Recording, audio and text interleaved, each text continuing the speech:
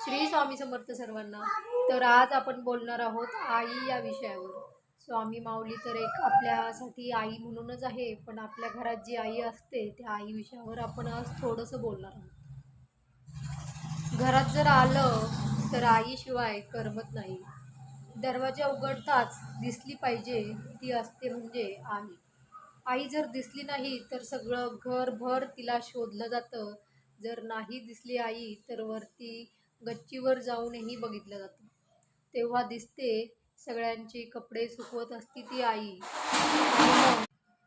तेव्हा आपल्या मनात विचारही नसतो की आई जेवली असेल की नाही. पण आपल्याला बघताच आई आपल्याला विचारते की भूक लागली असेल ना तुला, चल मी तुला जेवायला देते. आपल्या मनात नाही येत आई तू जेवलीस का, कारण आपण त्यावेळेस मुली असतो किंवा तिचं मूल असतो.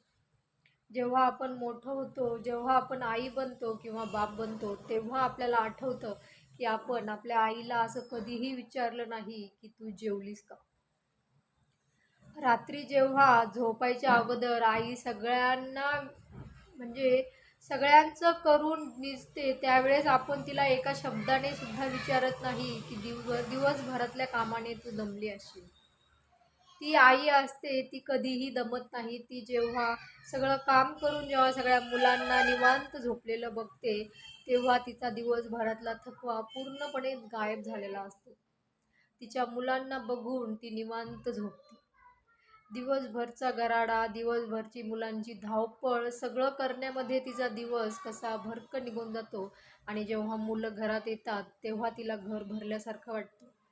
मुलं घरात नसतात म्हणून ती स्वतःला कामात गुंतवून घेते आणि घरातलं सगळं आवरत राहते.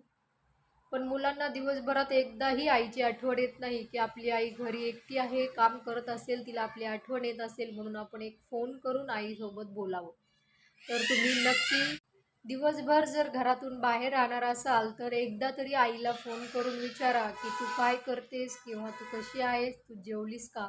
जसं आई आपल्याला प्रश्न विचारते तसं तुम्ही सुद्धा विचारा तुमच्या आईला प्रश्न. आई नक्की खुश होणार आणि आईला त्यातच सुख आहे आपल्या आईचं. त्यामुळं आईसाठी आपण एवढं तर नक्कीच करू शकतो. श्री स्वामी समर्थ.